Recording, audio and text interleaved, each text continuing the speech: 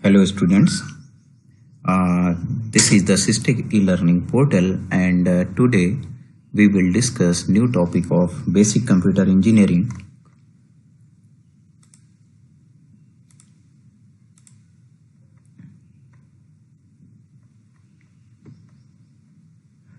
The lesson plan number 48 here you will learn the database languages, types of the database languages like DDL, DML, DCL, DQL and TCL.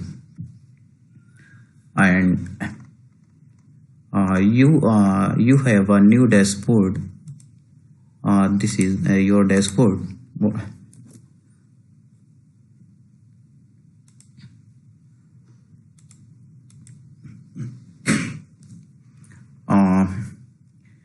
Here YouTube video links has been integrated with this lesson plan, and you can directly go to the YouTube link from the any selected topic.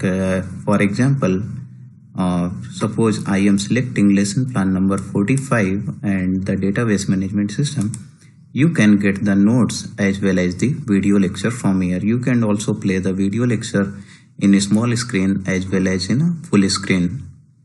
Similarly, all completed topics, video lectures, tutorials in the form of PDF, Word and in the other way are going to be uploaded.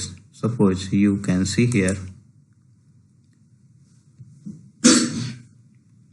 Here you will find the content in the form of PDF URL.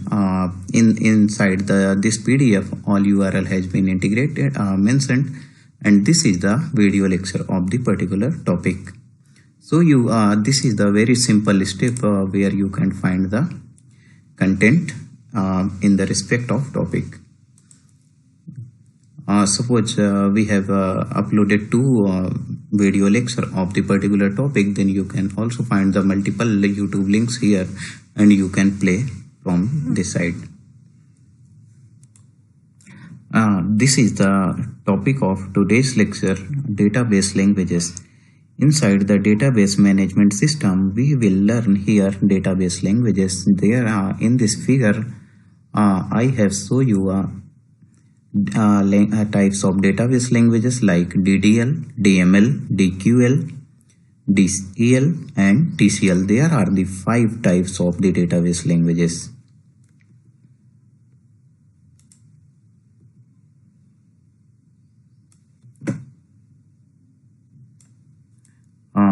This is the content of the today's lecture. Database languages. We will learn history of database, data types of the database, and there are the topic what we will discuss today. This is the history of SQL, where you are seeing here IBM SQL language developed as part of System R project at the IBM St. John's Research Laboratory. And जो SQL language सबसे पहले IBM ने बनाया था और SQL language उसका नाम दिया गया था, बाद में इसको रीनेम करके स्ट्रक्चर्ड क्वेरी लैंग्वेज नाम कर दिया गया इसका। इसके डिफरेंट ISO स्टैंडर्ड्स थे, जैसे SQL 86, SQL 89, 92। इस टाइप में मल्टीपल जो स्टैंडर्ड्स टाइम के साथ आते गए और इनमें कोई ना कोई नया फीचर, एडवांस फीचर ऐड किया गया SQL जो कम्युनिटी है उनके द्वारा। इसका commercial system offer most if not all SQL 92 features plus varying feature set from later standards and special proprietary features. तो ये इसकी हिस्ट्री थी। यहाँ पर आप देखेंगे कि इसके जो टाइप्स हैं वो कौन कौन से टाइप्स हैं SQL लैंग्वेजेस पे। DDL जैसे कि मैंने आपको पहले ही बताया था, DML, DQL, TCL, DCL and TCL। तो यहाँ पर आप देखेंगे कि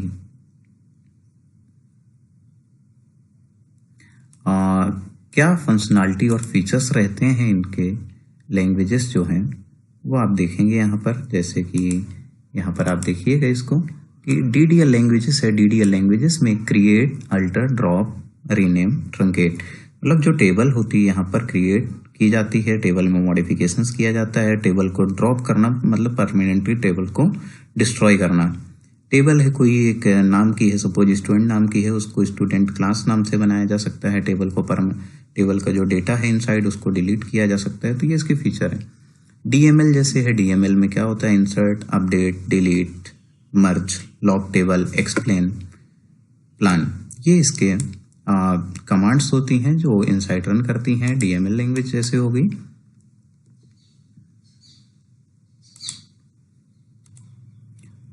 नेक्स्ट है DQL। जनरली यहाँ पर मैं एक चीज आपको बताना चाहूंगा। DML कमांड जैसे सेलेक्ट मैंने यहाँ पर लिखा है DQL, डेटा क्वेरी लैंग्वेज। आप कुछ इंटरनेट में आर्टिकल आपको मिलेंगे, वहाँ पर सेलेक्ट कमांड जो होती है वो DML के अंदर डिस्क्राइब की गई है। तो यदि आपके पास इन फ्यूचर कभी ऑब्जेक्टिव क्वेश्चन आते हैं कि सेलेक्ट कमांड किसकी सेलेक्ट कमांड है, DML में आनी चाहिए या DQL में, तो यदि आपके पास ऑप्शन गिवन है DQL तो आप DQL सेलेक्ट करें। यदि DQL ऑप्शन नहीं गिवन है तो आप DML को सेलेक्ट करना चाहिए आपके द्वारा। नेक्स्ट है DCL, डेटा कंट्रोल लैंग्वेज की। हमने कोई एक डेटाबेस बना लिया, उसमें हम मल्टीपल यूजर को परमिशंस देनी है या परमिशन रिवोक करनी है, तो हम DCL कमांड का यूज करते हैं, ग्रांट एंड रिवोक। यहाँ पर TCL है, transaction control language. Transaction control language में कोई भी ट्रांजेक्शन यदि हो रहा है तो कमिट करना, रोल बैक करना और सेव पॉइंट करना। जैसे आप ATM से पैसे विड्रॉल करते हैं तो फाइनली जो कमांड रन होती है वो कमांड होती है कमिट कमांड। जैसे ही कमिट कमांड रन होती है तो आपके डेटाबेस में फाइनल राइट कमांड परफॉर्म की जाती है। रोल बैक का मतलब क्या है कि roll back just like undo, कि आपने जो प्रीवियस स्टेटमेंट लिखे हैं वो किसी कमिट होने के बाद तक के वो सभी रोल बैक हो सकती हैं कमांड्स। तो इसको आगे डिटेल में मैं समझाना चाहूंगा आपको, देखिएगा।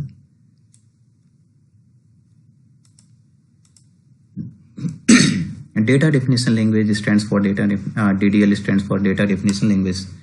और ये क्यों यूज की गई है? It is use to define database structure और पैटर्न। जो डेटाबेस लैंग्वेज है DDL है, वो डेटाबेस डिफाइन करने के लिए बनाई गई है। डेटाबेस हम उससे क्रिएट करते हैं और डेटाबेस के अंदर हम टेबल क्रिएट करना, स्कीमा क्रिएट करना, इंडेक्स क्रिएट करना और कंस्ट्रेंट्स, इंटीग्रिटी कंस्ट्रेंट्स होते हैं वो क्रिएट किए जाते हैं यहाँ पर। तो यहाँ पर जैसे हमने बताया कि इसके अंदर here are the some task that comes under DDL। कौन कौन से टास्क और कमांड्स होती हैं DDL में? क्रिएट करना, it is use to create objects in a database. Objects हम किसको बोलते हैं यहाँ पर? टेबल को ऑब्जेक्ट्स बोलते हैं, टेबल को ऑब्जेक्ट बोलते हैं, टेबल को रिलेशन बोलते हैं, टेबल को ही एंटिटी बोलते हैं, ठीक है। Alter, it is use to alter the structure of the database. यहाँ पर जो अल्टर कमांड होती है वो 3 तरीके से वर्क करती है। अल्टर कमांड यहाँ पर मैं आपको दिखाना चाहूंगा कैसे वर्क करती है अल्टर कमांड। कि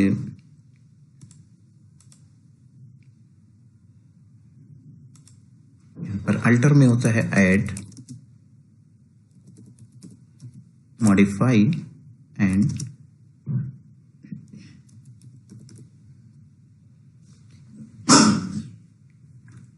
थ्री कमांड्स अल्टर के साथ परफॉर्म की जाती हैं, रन करती हैं। वो हैं ऐड करना, मॉडिफाई, ऑलरेडी एग्जिस्टिंग टेबल में नया कॉलम ऐड करना। कोई भी कॉलम हमने क्रिएट कर लिया है तो उसमें उसका साइज बढ़ाना, कम करना। मॉडिफाई, ड्रॉप की, कोई हमारे पास एडिशनल कॉलम है जिसका यूज नहीं हो रहा है तो उसको ड्रॉप किया जा सकता है अल्टर के थ्रू। Drop command, it is use to delete objects from database.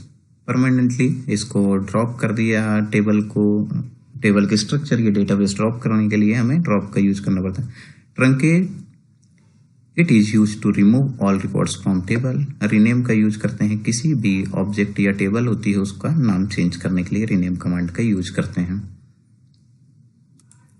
In data manipulation language, यहाँ पर क्या वर्क किया जाता है डेटा मैनिपुलेशन लैंग्वेज में? जो एक टेबल का स्ट्रक्चर बना है रो और कॉलम फॉर्मेट में, जो स्ट्रक्चर रहता है कॉलम, तो रो क्रिएट करने के लिए, कोई भी नया रिकॉर्ड इंसर्ट करने के लिए हमें डेटा मैनिपुलेशन लैंग्वेज का यूज करना पड़ता है। जैसे यहाँ पर कमांड्स जो इसमें रन होती हैं, इसके इंसर्ट होती है, इसमें it is use to insert data into a table, कि कैसे हम लोग कोई भी नया वैल्यू और नया रिकॉर्ड की, सपोज हमने स्टूडेंट नाम की एक टेबल क्रिएट किया है, तो उसमें न्यू रिकॉर्ड की स्टूडेंट का नाम अमित है, उसका रोल नंबर 1 है और उसका सिटी है भोपाल।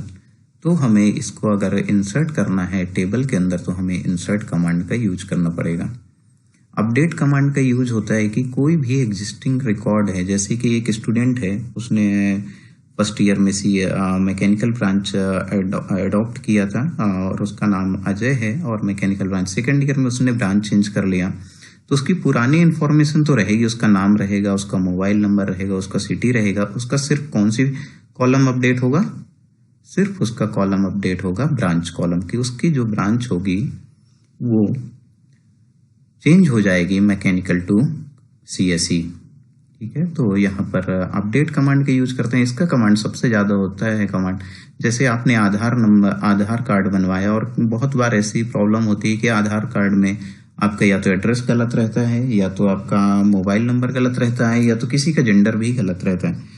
तो उस केस में जब भी आधार सेंटर पे आप जाते हैं तो वो कैसे वर्क करती है कमांड, वह जो एप्लीकेशन प्रोग्राम के थ्रू पोर्टल एक्सेस किया जाता है, तो बैकग्राउंड पे वो डेटा जाता है और जो कमांड रन होती है अपडेट, कि आपका आधार नंबर तो वही का वही रहता है, बस आपका जो एड्रेस रहता है या जो भी रिलेवेंट इंफॉर्मेशन आपने दी है कि अपडेट करने की, चेंज करने की, वो अपडेट कमांड के थ्रू अपडेट होती है और फाइनली रिफ्लेक्ट होती है।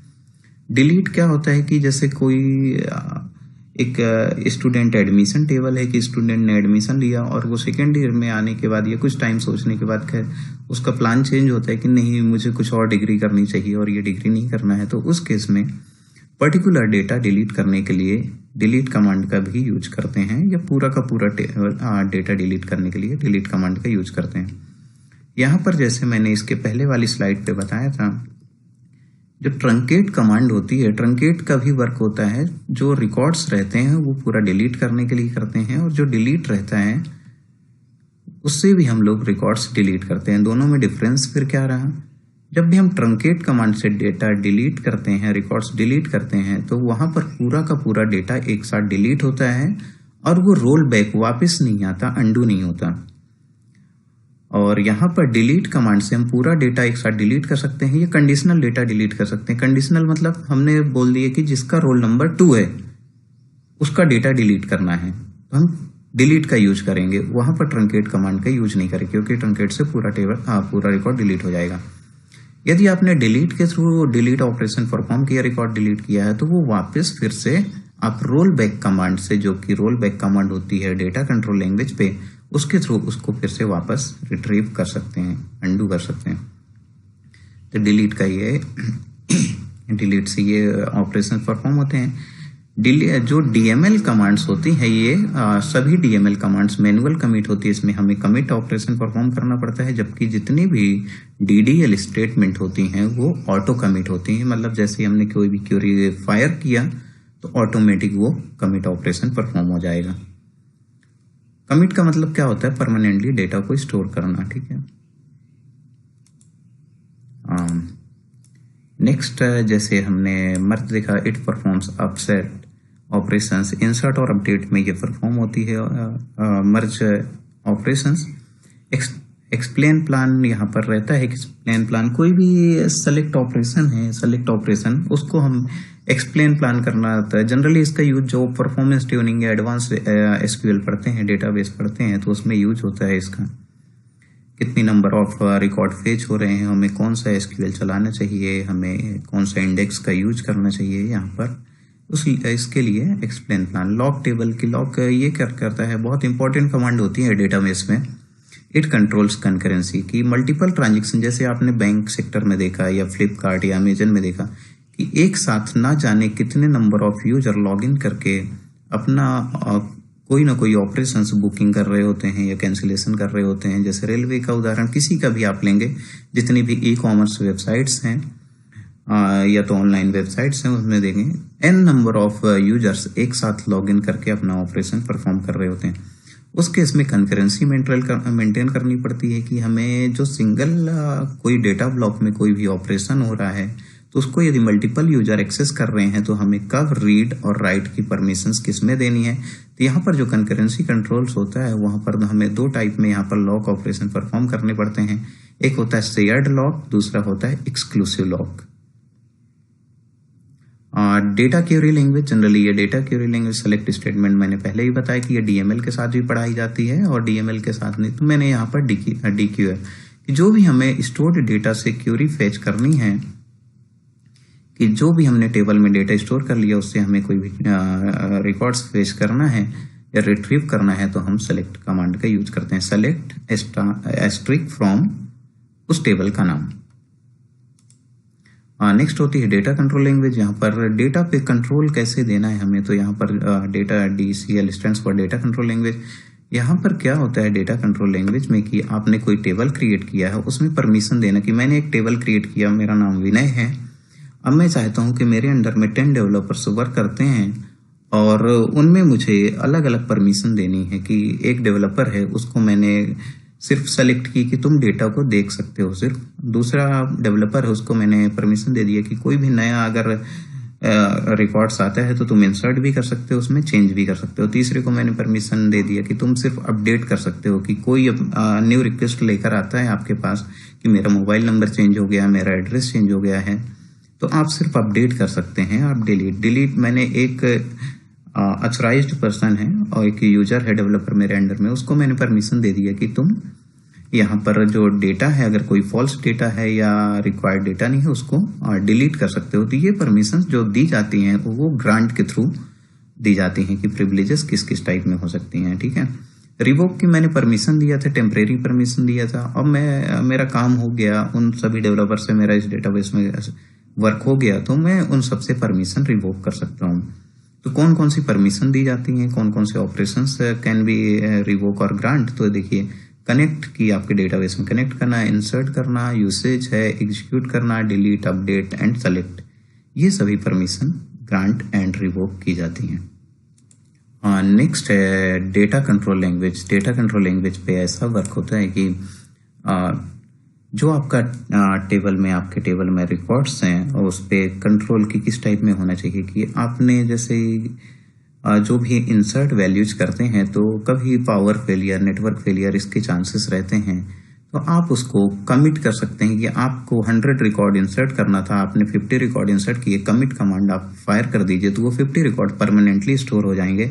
अब सपोज कि आपने 10 रिकॉर्ड्स और इंसर्ट किए और पावर फेलियर हो गया, तो आप जब दूसरी बार सिस्टम रिस्टार्ट करेंगे तो उस केस में आपके 10 रिकॉर्ड्स जो रहेंगे आफ्टर कमिट वो लॉस्ट हो जाएंगे, और जो कमिट के पहले आपने 50 रिकॉर्ड्स कमिट किए हुए थे वो रिकॉर्ड्स का फिर से आपको रिट्रीव हो जाएंगे। तो कमिट का मतलब होता है कि आप उसको सेव करते जाइए ट्रांजेक्शन्स में।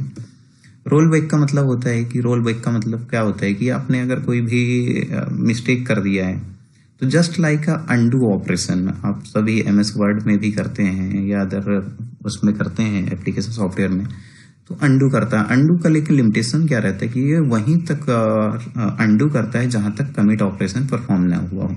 कमिट हो गया तो फिर अंडू वर्क नहीं करता। सेव पॉइंट्स का मतलब क्या रहता है कि set a point in a transaction to roll back. यहाँ पर जैसे कि सेव पॉइंट्स ओरेकल में वर्क करता है जैसे एग्जैक्टली कि हमने 100 रिकॉर्ड इंसर्ट करने थे अपनी टेबल के अंदर।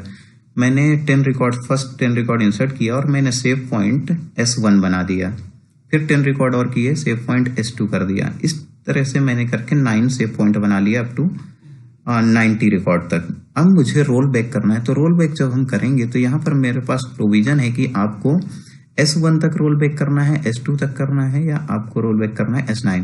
यदि मैं लिखता हूँ रोल बैक S5 तो वो वहां तक रोल बैक हो जाएगा, मतलब S5 जो सेव पॉइंट होगा वहां तक रोल बैक हो जाएगा, और 50 रिकॉर्ड्स तक मतलब अप टू 1 to 50 रिकॉर्ड्स हमें सिर्फ अवेलेबल मिलेंगे। तो ये वर्किंग होती है सेव पॉइंट्स की। इस लेक्चर को बनाने के लिए रेफरेंसेस जो मैंने यूज किए का बहुत फेमस बुक है डेटाबेस सिस्टम की, वो राइटर है उनके सिल्वरचैट, कोर्थ एंड सुदर्शन। तो उनका आप इस वेबसाइट में देख सकते हैं, PPT है, बुक्स अवेलेबल हैं, इस वेबसाइट्स में लिंक है उसके। दूसरा मैंने ट्यूटोरियल पॉइंट से कुछ हेल्प लिया हुआ था, तीसरा मैंने जावा पॉइंट में हेल्प लिया हुआ था।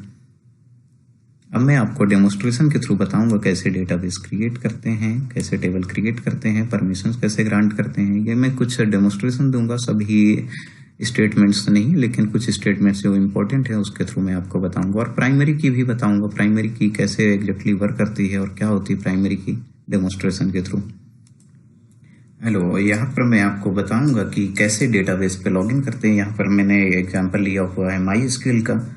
इसके प्रीवियस लेक्चर में मैंने आपको डेटाबेस वेंडर्स के नाम बताए थे, जैसे ओरेकल होता है और MS SQL है, ओरेकल है, MySQL है, MS एक्सेस का यूज कर सकते हैं, पोस्टग्रेस का यूज कर सकते हैं। इस टाइप में बहुत सारे डेटाबेस टूल्स अवेलेबल हैं डिफरेंट वेंडर्स के। मैं यहाँ पर आपको MySQL के थ्रू एग्जांपल बता रहा हूँ कैसे लॉगिन कैसे करते हैं। सबसे पहले देखेंगे आप लेफ्ट साइड की स्क्रीन है जो यहाँ पर लॉगिन सिस्टम, यहाँ पर लिखते हैं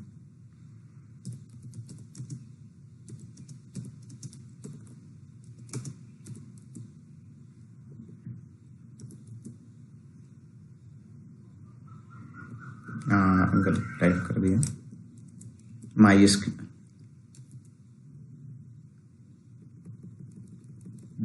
-u-p और यहाँ पर पासवर्ड हम इनपुट करेंगे।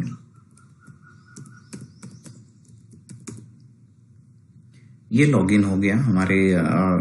मैंने जो लॉगिन किया है यहाँ पर सुपर यूजर, मतलब जो MySQL पे रहता है सुपर यूजर, उसको रूट बोलते हैं। और यदि ओरेकल में आप सुपर यूजर के थ्रू लॉगिन करते हैं तो उसको बोलते हैं सिस्टम, और दूसरा होता है sysdba। तो ये हो गया हमारा कि कैसे लॉगिन करते हैं सुपर यूजर से। यदि मैंने सुपर यूजर से लॉगिन किया है तो सब डेटाबेस देख लेंगे। सबसे पहले सो डेटाबेसेस मैंने कमांड, कितने डेटाबेस मेरे यहाँ पर बने हुए हैं ये हमने आपको दिखा दिया। दूसरा मैं आपको यहाँ पर दिखाता हूँ एक डेटाबेस कैसे क्रिएट करते हैं। क्रिएट डेटाबेस,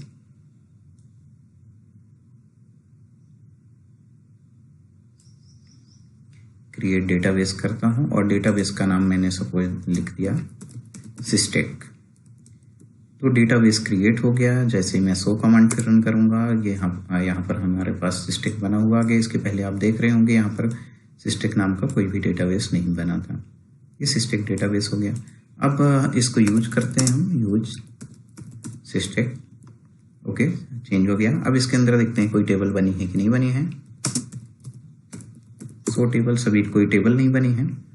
अब मैं यहाँ पर लॉगिन करता हूँ, सपोज कि विनय यूजर। अब मैं अगर विनय यूजर यहाँ पर क्रिएटेड होगा तो लॉगिन होगा, नहीं होगा तो, अगर क्रिएटेड नहीं होगा यूजर तो लॉगिन नहीं हो पाएगा। चलिए मैं चेक कर लेता हूँ। MySQL -u विनय और -p, यहाँ पर देखते हैं। तो यहाँ पर विनय यूजर क्रिएटेड नहीं है, इसलिए यहाँ पर एरर जनरेट कर रहा है। मतलब मुझे सबसे पहले यहाँ पर एक यूजर क्रिएट करना पड़ेगा विनय, जिसके थ्रू मैं लॉगिन कर पाऊँ दूसरे एंड पे। तो मैं यहाँ पर कैसे क्रिएट करते हैं यूजर, तो लिखेंगे क्रिएट यूजर विनय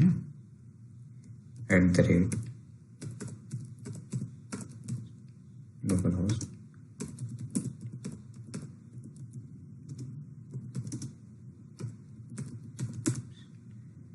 सिस्टेम। मैंने पासवर्ड यहाँ पर सपोज 1 2 3 4 5 मैंने पासवर्ड लिख लिया। इस क्वेरी का मतलब क्या होता है कि विनय नाम का यूजर क्रिएट होगा, क्रिएट यूजर विनय, जो इसी मशीन से लॉगिन करेगा। लोकल होस्ट उसका सर्वर रहेगा और उसका पासवर्ड रहेगा 1 2 3 4 5। जैसे मैंने रूट से लॉगिन किया था, रूट हुआ यहाँ पर विनय। ये जो रहता है यहाँ पर 3 कमांड दी जा सकती हैं। मतलब यहाँ पर जो स्ट्रिंग पास की जा सकती है वो स्ट्रिंग है एक तो परसेंटेज का मतलब क्या है कि यदि मैं जिस कंप्यूटर को यूज कर रहा हूँ इसके बाहर मुझे आउटसाइड से कहीं से एक्सेस करना अपना डेटाबेस, देन परसेंटेज का यूज करता हूँ। सपोज कि मेरा जो सर्वर है, डेटाबेस सर्वर भोपाल पे है और मैं चाहता हूँ कि दिल्ली पे बैठा हूँ या तो मैं जर्मनी पे बैठा हूँ और मैं अपने डेटाबेस को एक्सेस कर सकूँ, तो मैं इसको जो अपना यूजर क्रिएट करूंगा वो परसेंटेज के थ्रू करूंगा, मतलब रिमोटली मुझे यदि एक्सेस करना अपना डेटाबेस तो मैं परसेंटेज का यूज करूंगा।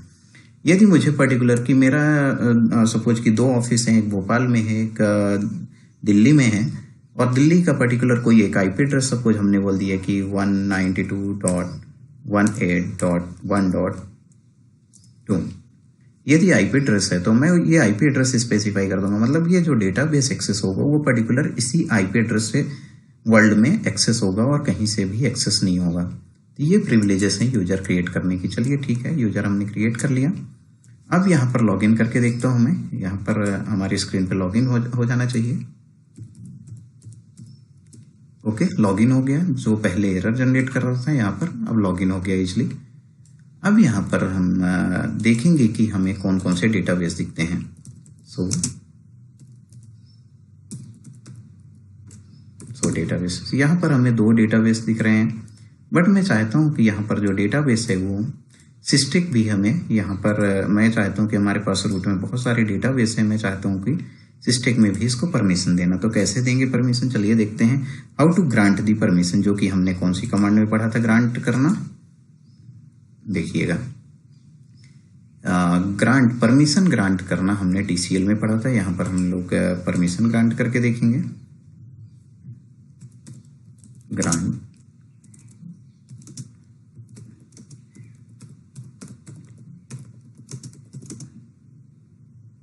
ग्रांट ऑल प्रिविलेजेस ऑन, किस डेटाबेस पे देना है, उस डेटाबेस का नाम .*. .*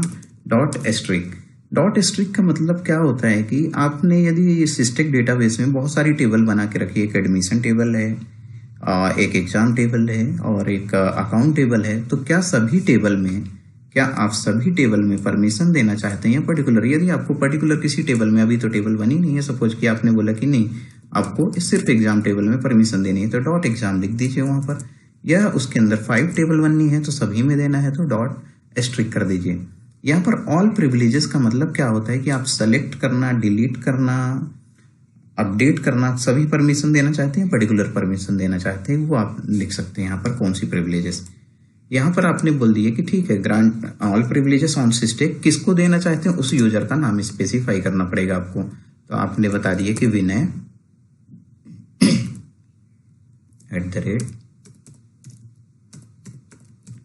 @लोकलहोस्ट, कि जब विनय लोकल होस्ट से एक्सेस करे तो वो परमिशन होनी चाहिए। यहाँ पर कोई एरर नहीं जनरेट हुई, सक्सेसफुली ग्रांट हो गई परमिशन।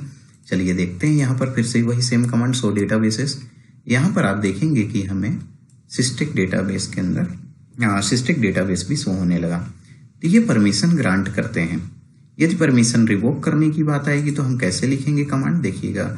रिवोक करना, फिर से उसी कमांड का एग्जाम्पल आपको बताता हूं मैं। ये जो है रिवोक करना, ठीक है, कैसे रिवोक करते हैं परमिशन, तो यहाँ पर जो कमांड लिखी जाती है वो होती है REVOK, रिवोक, कि सभी परमिशन रिवोक करना है या पर्टिकुलर परमिशन करना है, सेलेक्ट कौन सी करना है, रिवोक। किससे रिवोक करना है, यहाँ पर टू लिखा जाता है, यहाँ पर फ्रॉम, ठीक है, यहाँ पर परमिशन रिवोक की गई। तो देखिएगा यहाँ पर फ्रॉम और यहाँ पर परमिशन जब ग्रांट करते हैं तो टू, ठीक है। अब देखते हैं कि ये विनय के अंदर ये डेटाबेस शो हो रहा है या नहीं।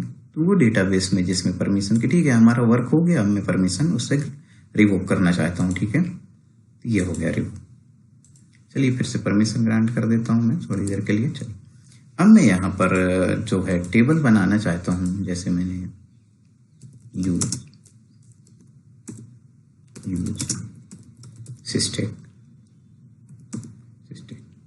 सो टेबल्स, अभी एम्प्टी बताएगा, यहाँ पर भी लिखूंगा सो टेबल्स।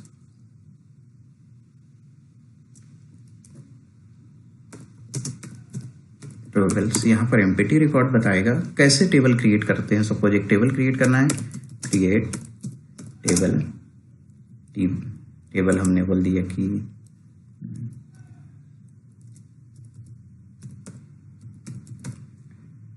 टेबल एक हमने यूज किया नेमिंग कन्वेंशन, टेबल रख लेता हूँ इसका, टेबल रजिस्टर, और इसके जो कॉलम्स रहेंगे एट्रीब्यूट रहेंगे, एट्रीब्यूट कॉलम्स और फील्ड तीनों एक ही चीज होती हैं जो रहेंगे। हमने बोल दिया कि रोल नंबर रहेगा, रोल नंबर को हमने बोल दिया कि इंटीजर टाइप में रहेगा, सपोज हमने बोल दिया, और उसका नेम रहेगा स्टूडेंट नेम।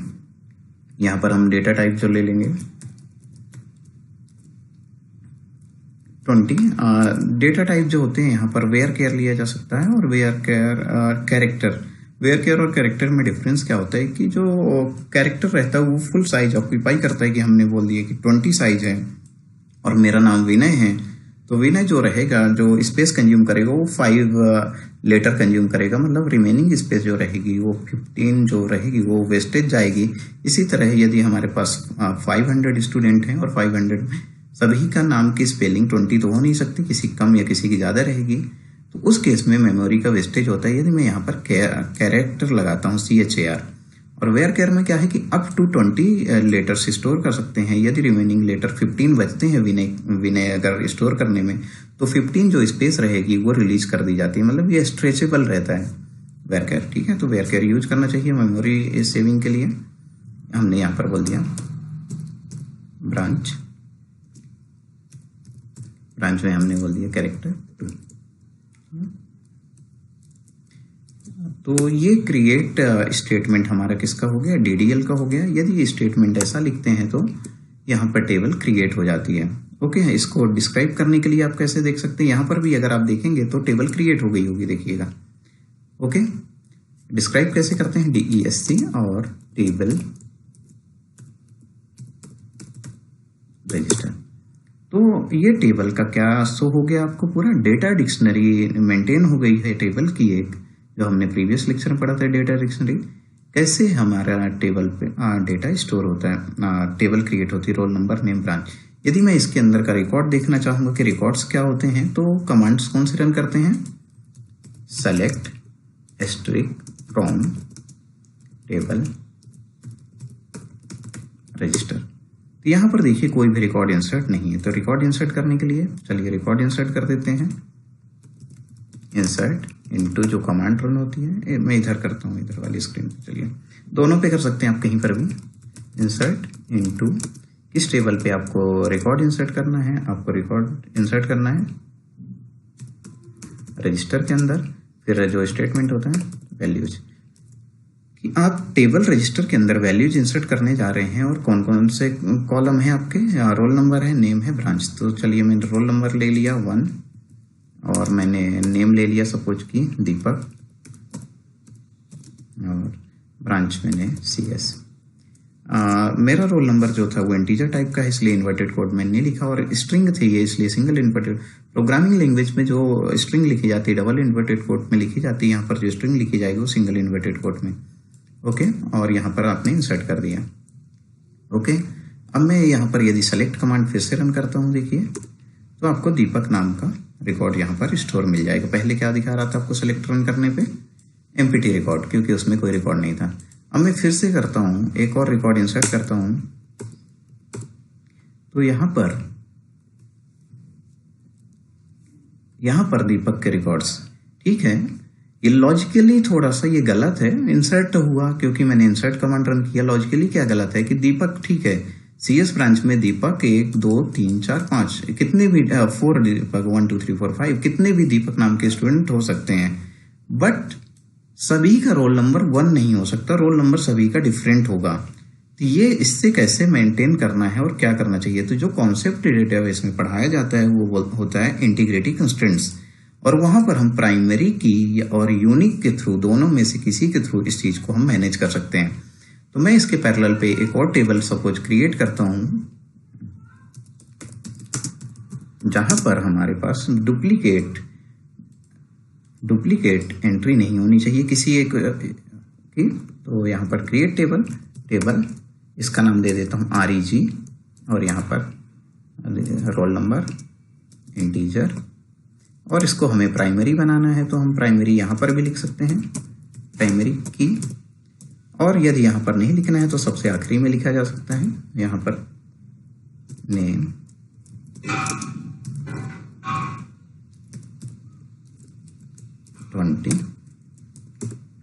और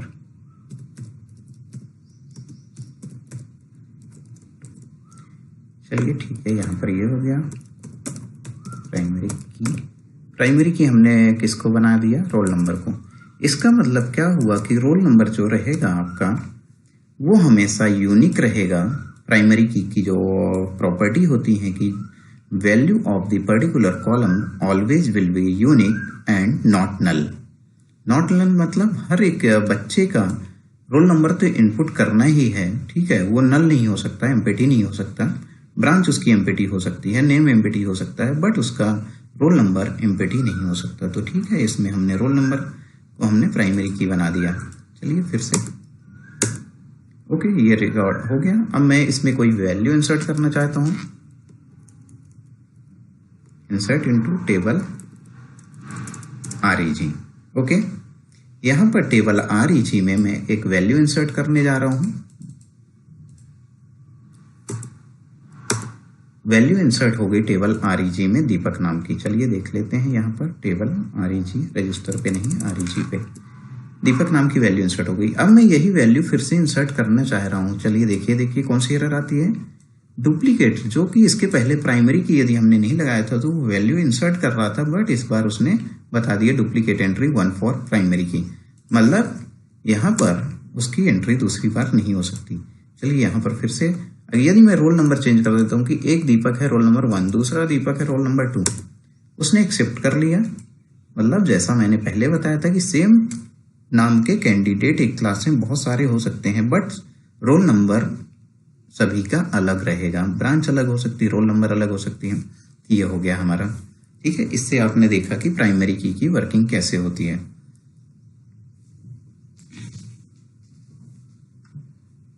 अब नेक्स्ट हम लोग देखेंगे कि सपोज कि रोल नंबर जो 2 है उसने अपनी ब्रांच CS से इलेक्ट्रॉनिक्स में ट्रांसफर ले लिया है, तो वो कैसे करेंगे। तो यहाँ पर हम जो कमांड रन करेंगे, अपडेट कौन सी टेबल, अपडेट उस टेबल का नाम REG, और लिखेंगे सेट क्या ब्रांच इक्वल टू EC, ठीक है ना। यदि मैं यहीं पर सेमीकोलन लगाकर टर्मिनेट करता हूं तो इसका मतलब क्या हो जाएगा कि सभी स्टूडेंट्स की ब्रांच EC से अपडेट हो जाएगी, बट मुझे करना है रोल नंबर 2 की ब्रांच। तो मैं यहां पर लिखूंगा वेयर इक्वल टू 2।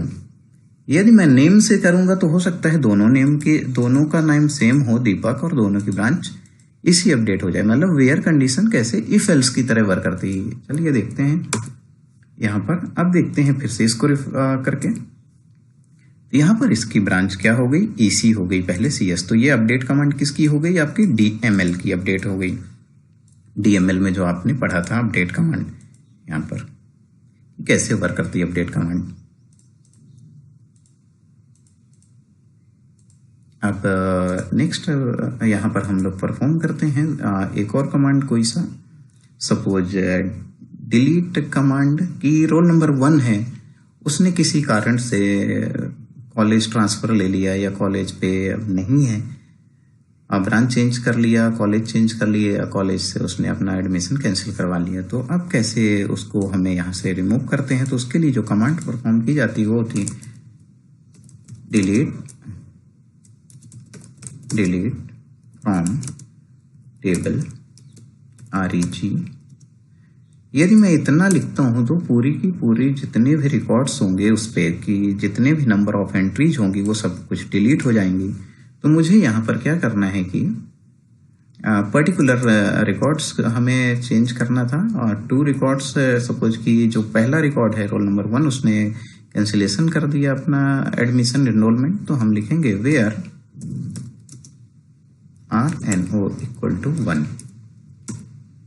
ये हमारा मतलब क्या हो गया, रोल नंबर 1 वहां से रिमूव हो जाएगा हमारे रजिस्ट्रेशन टेबल से।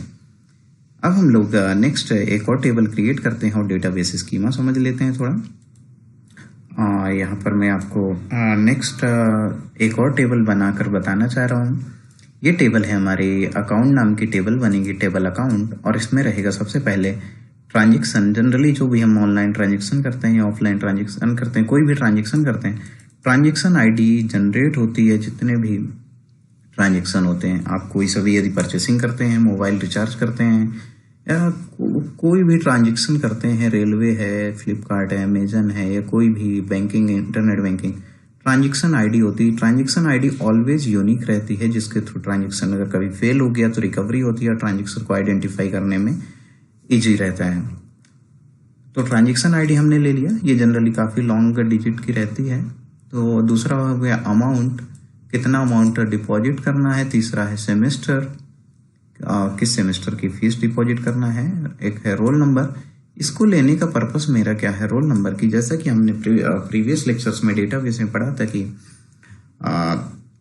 Entity relationship model, relational data model की to establish the relationship between more than one entity set is called ER data model, जहाँ पर हम लोग बहुत सारी एंटिटी, तो पहली हमारी एंटिटी, पहला रिलेशन हो गया था टेबल रजिस्ट्रेशन की। स्टूडेंट का रजिस्ट्रेशन हमने कर लिया, रजिस्ट्रेशन कर लिया तो अब अकाउंट सेक्शन है उसकी फीस लेना चाहेगा, तो अकाउंट सेक्शन उसी बच्चे की फीस ले सकता है जो आपके टेबल में रजिस्टर्ड है। मतलब यहाँ पर जो रोल नंबर 2 है, सिर्फ अकाउंट सेक्शन उसी की फीस ले सकता है। तो ये कैसे इंश्योर करता है डेटाबेस, तो उसके लिए जो बनाना पड़ता है वो है फॉरेन की, इसको हम लोग जनरली रेफरेंशियल इंटीग्रिटी भी कहते हैं, कि जो टेबल रहेगा इस केस में रोल नंबर वो फॉरेन की रहेगा और यहाँ पर वो रेफरेंस बेस टेबल उसकी क्या होगी, रेफरेंस जो लेगा वो रहेगा टेबल रजिस्ट्रेशन की। टेबल रजिस्ट्रेशन में जो रोल नंबर रहेगा उसी का रेफरेंस यहाँ पर लेते हुए आप उसकी फीस डिपॉजिट कर सकते हैं as a referential integrity constraints ये कहलाता है। तो हाँ, अब यदि आप इसको नहीं लगाते तो नुकसान क्या है, इसको आप जब नहीं रिमूव कर देंगे यहाँ से तो नुकसान इसका क्या है कि आप उस बच्चे का भी फीस अकाउंट में डिपॉजिट कर सकते हैं जो रोल नंबर एग्जिस्ट ही नहीं करता आपके टेबल रजिस्ट्रेशन में। और फॉरेन की लगाने से ये जो भी मिस्टेक्स होती हैं वो अवॉइड हो जाती हैं। तो चलिए इस टेबल क्रिएट कर देता हूँ मैं। ओके, टेबल क्रिएट हो गई। चलिए यहाँ पर दिखा देता हूँ मैं कि कैसे दिखता है। ये टेबल क्रिएट हो गई, यहाँ पर मैंने सब कुछ किए, लॉगिन कर लेता हूँ मैं।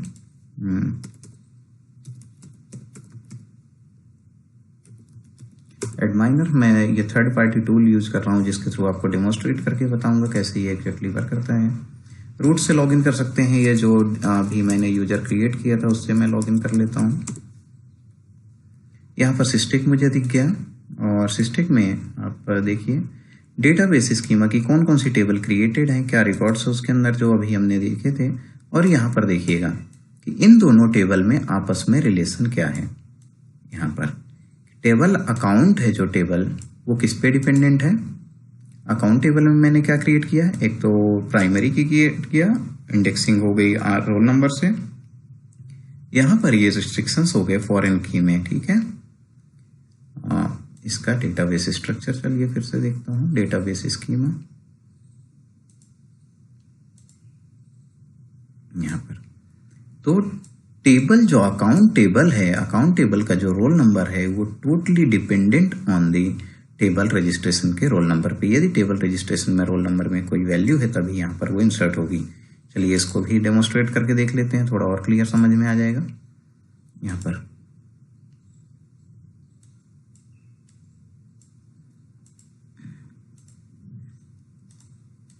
हाँ, यहाँ पर करते हैं इंसर्ट।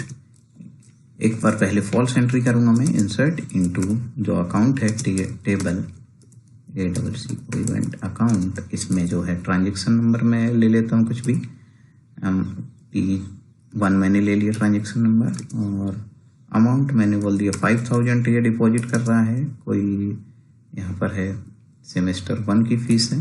और रोल नंबर जो है मैं रॉन्ग एंट्री कर रहा हूँ, इसकी पहली बार सेमेस्टर रोल नंबर जो है 5 है। ओके, तो अब इससे ये जैसे यहाँ पर रोल नंबर मैंने यहाँ पर 5 दे दिया, ठीक है। दूसरा स्टेटमेंट एक और बता देता हूँ कैसे करते हैं। यहाँ पर आपको उन कॉलम्स को मेंशन कर सकते हैं, जैसे कि यहाँ पर किन किन कॉलम पे आपको वैल्यू लेनी है, ट्रांजेक्शन पे लेनी है। जैसे सेमेस्टर ट्रांजेक्शन हो गया, अमाउंट सेमेस्टर हो गया, और आपका हो गया RNO रोल नंबर, यहाँ पर वैल्यूज, ठीक है। ये मैंने इनपुट ले लिया। तो यहाँ पर देखिए क्या बताएगा, कैन नॉट ऐड और अपडेट चाइल्ड रो। चाइल्ड जो टेबल है, ये चाइल्ड टेबल हो गई जैसे यहाँ पर, वो नहीं इंसर्ट हो सकती यहाँ पर, क्योंकि उसका जो रेफरेंस है वो रोल नंबर लिया गया और रोल नंबर जो 5 है आपकी टेबल में, बेस टेबल में 5 है नहीं। चलिए देख लीजिए, इसमें जो है आपके पास एंट्री सिर्फ एक ही बच्चा रजिस्टर्ड है, मतलब 2, और आप फीस किसकी लेना चाह रहे हैं, रोल नंबर 5 की। तो 5 की आप फीस नहीं ले सकते, मतलब 2 की आप फीस ले सकते हैं जिस सेमेस्टर की लेना चाहें, बट 5 की नहीं ले सकते। चलिए फिर से इसको चेंज करके देख लेते हैं। यहाँ पर मैं इसको क्या कर दूं, रोल नंबर 2। रिकॉर्ड इंसर्ट हो गया, किस टेबल में इंसर्ट हो गया होगा record, select asterisk from table account. ठीक है, अकाउंट में उस बच्चे की रोल नंबर 2 की हो गई, बट 5 की एंट्री नहीं हुई क्योंकि 5 आपके रजिस्ट्रेशन टेबल में नहीं। तो रियल जो डेटाबेस है उस इंटीग्रिटी मेंटेन करता है कि कोई फॉल्स एंट्री ना आए, कोई जो एंट्री होनी चाहिए वही होनी चाहिए। हम उस बच्चे की फीस लेना चाह रहे थे जो आपके यहाँ पर रजिस्टर्ड ही नहीं है, ये गलत था। और डेटाबेस में ये प्रोविजन है कि आप ऐसा रोक सकते हैं। बहुत सारे डेटाबेस में प्रोविजन है जिससे डेटाबेस हाईली सिक्योर बनता है। ओके, यहाँ पर एक और टेबल का एग्जांपल लेकर बताना चाहूँगा मैं आपको। टेबल एग्जाम एक और मैंने क्रिएट कर लिया है, टेबल एग्जाम, और यहाँ पर मैंने लिया है रोल नंबर, सेमेस्टर, मार्क्स। यहाँ पर मैंने फॉरेन की मेंटेन नहीं किया, मतलब एग्जाम डिपार्टमेंट है जो उस पे एग्जाम डिपार्टमेंट की उसी बच्चे को मार्कशीट जनरेट करनी चाहिए जो आपके यहाँ पर इनरोल्ड है। और इनरोल्ड इस समय आपके यहाँ पर कौन सा रोल नंबर है, सिर्फ रोल नंबर आपके यहाँ पर 2 इनरोल्ड है, ये इनरोल्ड है। और आप यहाँ पर फॉल्स एंट्री जैसे मैं करवाता हूँ एंट्री की रोल नंबर 2 और रोल नंबर जो 5 है उसको मैं मार्कशीट जनरेट करना चाहता हूँ, इसने इजीली एक्सेप्ट कर लिया। कारण इसका क्या है कि 5 को तो नहीं मार्कशीट इशू नहीं होनी चाहिए थी, बट 5 को ही यहाँ पर एंट्री ली जा रही है। क्यों? क्योंकि आपने यहाँ पर फॉरेन की इंटीग्रिटी कंस्ट्रेंट डिफाइन नहीं किया। चलिए देख लेते हैं इसको। Select asterisk from table exam. यहाँ पर देखिए 1 और रोल नंबर 5 को दे दी गई है। चलिए एक और एंट्री कर लेता हूँ मैं। रोल नंबर 2 है, 2 की पहले दूसरे सेमेस्टर की मार्कशीट, हमने बोल दिया इसका 75% है। ओके, तो यहाँ पर जो एंट्री है कि ये फॉल्स एंट्री है। 1 जब आपके यहाँ पर रजिस्टर्ड नहीं है तो आप उसको मार्कशीट कैसे जनरेट कर सकते हैं, 5 रजिस्टर्ड नहीं है कैसे कर सकते हैं, 2 ये सही है क्योंकि 2 आपके यहाँ पर रजिस्टर्ड है। तो ये दोनों एंट्री इससे, तो हमें ऐसी फॉल्स एंट्री को रोकने के लिए इंटीग्रिटी कंस्ट्रेंट्स, जिसको हम रेफरेंशियल इंटीग्रिटी बोलते हैं, फॉरेन की का यूज करना चाहिए। तो चलिए देख लेते हैं इस टेबल का स्कीमा। इसको मैं रिफ्रेश करता हूँ। तो ये एग्जाम आप देख रहे होंगे यहाँ पर कि जो एग्जाम है वो किसी पे डिपेंडेंट नहीं है। तो यहाँ पर कैसे इसको हमें लिंक एस्टेब्लिश करनी थी, तो यहाँ पर मैं इसको क्रिएट कर ड्रॉप कर देता हूँ। ड्रॉप कमांड एक और आपको बता देता हूँ, ड्रॉप ट्रंकेट बता देता हूँ। जो एग्जाम टेबल है उससे डेटा कैसे डिलीट करते हैं।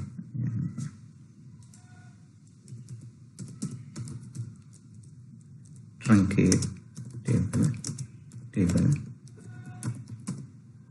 इससे जो होगी टेबल एग्जाम वो पूरी एम्प्टी हो जाएगी। देखिएगा इसमें मतलब उसका स्ट्रक्चर बना हुआ है। स्ट्रक्चर कैसे देख सकते हैं, DESC टेबल, और उसका पूरा का पूरा डेटा यहाँ से डेटा डिलीट हो चुका और एम्प्टी और रिकॉर्ड बता रहा है। ठीक है, तो ट्रंकेट से पूरा का पूरा डेटा डिलीट हो जाता है और वो रोल बैक नहीं होता। यहाँ पर आपको एक और चीज़ बता देता हूँ मैं, फिर से एंट्री कर देता हूँ मैं इसमें। चलिए फिर से एंट्री हो गई, फिर से एंट्री हो गई। अब मुझे टेबल का रिकॉर्ड के साथ उसका स्ट्रक्चर भी डिलीट करना है, तो मैं कौन सी कमांड यूज करूंगा, ड्रॉप टेबल एग्जाम। ठीक है, यदि करूंगा तो ये पूरा का पूरा डेटाबेस जो हमारा स्कीमा रहेगा, ये पूरा स्कीमा ड्रॉप होना चाहिए जो एग्जाम नाम से है। चलिए ड्रॉप कमांड रन करता हूँ, इसको रिफ्रेश करता हूँ, पेज को रिलोड करता हूँ। देखिए वो का पूरा स्ट्रक्चर ड्रॉप हो गया। मैं टेबल रजिस्टर को भी यहाँ से कर देता हूँ, ड्रॉप रजिस्टर। यहाँ से इसको रिफ्रेश करता हूँ, टेबल रजिस्टर भी हो गई। अब मुझे ये टेबल बनानी है, सपोज एक और टेबल बनानी है, टेबल एग्जाम। यहाँ पर रोल नंबर हो गया, यहाँ पर सेमेस्टर हो गया, यहाँ पर मार्क्स हो गया, फ्लोट में हो गया मार्क्स, और यहाँ पर फॉरेन की क्रिएट कर देते हैं।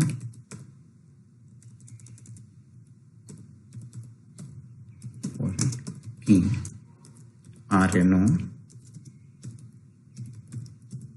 रेफरेंसेस किस टेबल से ले लें, जिस रजिस्ट्रेशन टेबल से, REG से, रोल नंबर। मतलब क्या हो गया, आप उसी को मार्कशीट अब जनरेट कर सकते हैं जो वैलिड कैंडिडेट है।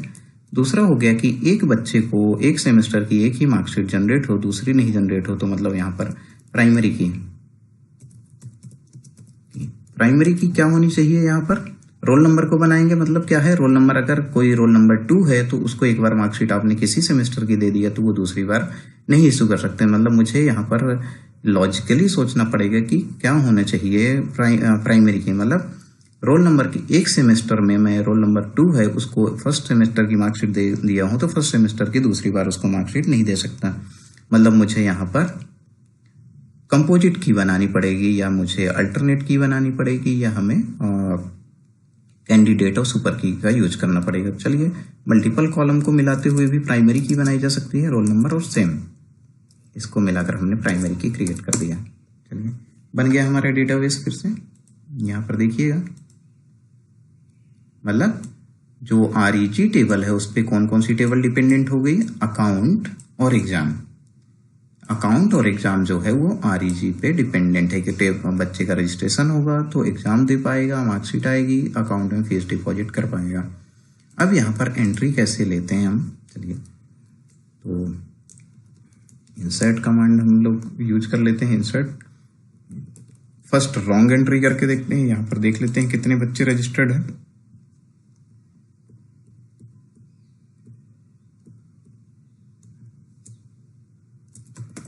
सेलेक्ट एस्ट्रिक फ्रॉम टेबल, एक बच्चा रजिस्टर्ड है 2।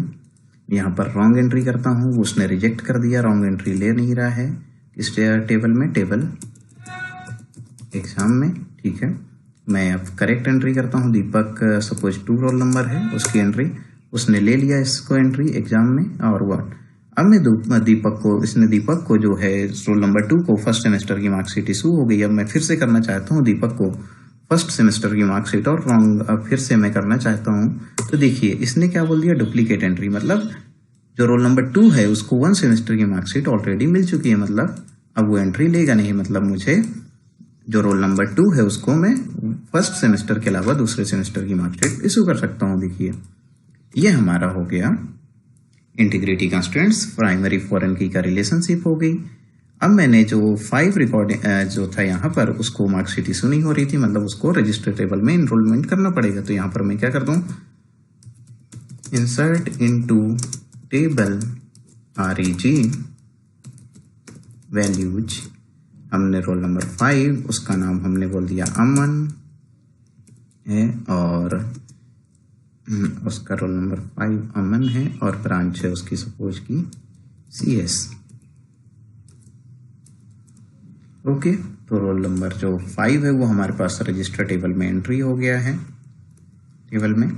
अब मैं जो एंट्री जो एक्सेप्ट नहीं कर रहा था 5 की, वो देखिएगा फिर से मैं करके देखता हूँ। इस बार उसने एक्सेप्ट कर लिया, मतलब 5 का रजिस्ट्रेशन सबसे पहले हो गया। अब उसने उसकी वैल्यू भी एक्सेप्ट कर लिया। अब यहाँ पर एग्जाम टेबल पे आप देखिएगा उसका रिकॉर्ड, मतलब 5 ने एग्जाम टेबल पे भी अब उसकी एंट्री हो जाएगी। तो ये होता है प्राइमरी और चाइल्ड का रिलेशन। ओके, और तो इस टाइप में डेटाबेस क्रिएट होते हैं। डेटाबेस काफ़ी वास्ट टेक्नोलॉजी है। जैसे आप लार्ज अमाउंट में डेटाबेस की बात करना चाहते हैं तो हमने एक सिंपल एग्जांपल लिया जहां से 2 से 3 टेबल बनी हुई हैं। यदि आप जो ये यूज करते हैं सिस्टिक ई लर्निंग, इसमें हमने कौन कौन से टेबल और डेटाबेस कैसे बनाए हुए हैं उसका डेटाबेस स्ट्रक्चर एक रफ आइडिया में दिखाना चाहता हूँ कि कितनी नंबर ऑफ टेबल्स हैं यहाँ पर। ये देखिए उसका डेटाबेस स्कीमा देखिए, बहुत सारी टेबल एक दूसरे से लिंक्ड हैं। ये जो लाइन शो कर रही है वो टेबल लिंक है, ये इंडिपेंडेंट टेबल्स हैं। यहाँ पर इस टाइप में टेबल्स जनरली डिजाइन की जाती हैं। काफ़ी सारी टेबल्स हैं यहाँ पर जो डिस्क्राइब की गई हैं। यहाँ पर कितने नंबर ऑफ कॉलम्स हैं, एट्रीब्यूट्स हैं, पूरा लॉजिकली एक स्ट्रक्चर होता है डेटाबेस डिफाइन करने का। यदि आप फ्लिपकार्ट का गूगल पे सर्च करेंगे उसका भी एक बेसिक और रफ आइडिया मिल जाएगा डेटाबेस कैसे क्रिएट किया जाता है यहाँ पर। और जो हम मॉडल यूज करते हैं वो भी एक लाइव एग्जांपल है क्लाइंट सर्वर आर्किटेक्चर का, जहाँ पर डेटाबेस का यूज किया गया। मॉडल पे भी 388 टेबल्स जो हम लोग वर्जन यूज करते हैं उसमें 388 total number of tables design है डेटाबेस पे ही, जिसका हम लोग यूज करके लॉग इन करना, कोर्स क्रिएट करना, अपलोड करना, व्यू करना, ये सब कुछ करते हैं, ऑनलाइन एग्जाम्स कंडक्ट करना। और यदि हमें मल्टीपल टेबल से डेटा एंट्री फैच करनी है तो हम कौन सी कमांड लिखते हैं। जैसे यहाँ पर हमने एक कमांड लिखी select star from table join. मैंने यहाँ पर 2 टेबल का नाम लिख लिया, select asterisk from table registration join table 2। Multiple table से डेटा फेच करने के लिए यहाँ पर मैंने यूज किया table select asterisk from table registration और टेबल एग्जाम से मुझे डेटा फेच करना था, तो मैंने यहाँ पर ज्वाइनिंग यूज किया, नेचुरल ज्वाइन। और यहाँ पर की 2 रोल नंबर है, उसका ईसी ब्रांच है और उसका फर्स्ट सेमेस्टर का मार्क्स ये है। रोल नंबर 2 है दीपक है, उसका सेकंड सेमेस्टर के मार्क्स 70 हैं। यहाँ पर नाम भी हमें आ गया कि मतलब ये एक वर्चुअल टेबल है, ओरिजिनल टेबल तो कुछ और है। हम ज्वाइनिंग जो कॉन्सेप्ट है डेटाबेस यूज करके उसका यूज करके हम मल्टीपल टेबल से डेटा फेच कर सकते हैं। इसी तरह की अकाउंट टेबल और हमें रजिस्ट्रेशन टेबल को ज्वाइन करना था कि हमने पता करना है कि जो रोल नंबर 2 है उसने कौन से इंस्टॉलमेंट कितना पैसा जमा किया, तो रोल नंबर 2 की डिटेल आ गई कि उसका नेम है दीपक है, रोल नंबर है, ब्रांच है और ट्रांजेक्शन उसने T1 किया था जिसमें उसने 5000 अमाउंट डिपॉजिट किया था और उसका सेमेस्टर 1 की फीस थी। तो इस तरीके से डेटाबेस एक्चुअल वर्क करता है। यहाँ पर मैंने आपको कुछ इसमें बेसिक कमांड्स बता दिए कैसे एग्जैक्टली ये वर्क करते हैं। इसके लाइव एग्जांपल्स आप बैंकिंग सेक्टर है, गूगल पे हैं, ये सभी डेटाबेस के एग्जांपल हैं। फ्लिपकार्ट है जो आप प्रोडक्ट की बुकिंग करते हैं, प्रोडक्ट कैंसिलेशन करते हैं, रेलवे की वेबसाइट बुक करते हैं, रेलवे की टिकट कैंसिल करते हैं, पीएनआर स्टेटस। आप जब पीएनआर स्टेटस चेक करते हैं तो वो सेलेक्ट कमांड यहाँ पर रन होती है, उसको बोलते हैं सेलेक्ट कमांड। आप जब आपकी यूनिवर्सिटी का रोल रिजल्ट आता है, डिक्लेयर होता है, उस केस में आप क्या करते हैं, रोल नंबर इनपुट करते हैं और वो रिजल्ट डिस्प्ले करके देता है, वो सेलेक्ट कमांड से आता है। तो उसको कोई ना कोई इंसर्ट भी कर रहा होगा, टेबल सबसे पहले क्रिएट की गई होगी, इंसर्ट की गई होगी, आपने रिवेल का फॉर्म भरा और रिवेल में आपके मार्क्स अपडेट हो गए तो अपडेट कमांड यूज की जाती है। ये ऑल अबाउट हो गया हमारा डेटाबेस लैंग्वेजेस विद डेमोन्स्ट्रेशन। और डिटेल में आप आगे सीखेंगे जब डेटाबेस लैंग्वेजेस के ट्यूटोरियल आप मेरे देखेंगे, उसमें बहुत डिटेल में डेटाबेस के बारे में बताया गया है। Thanks for watching. Next lecture में हम लोग मिलेंगे क्लाउड कंप्यूटिंग के साथ और क्लाउड के थ्रू में आपको कुछ डेमोन्स्ट्रेशन और एग्जाम्पल्स के थ्रू आपको फिर से नए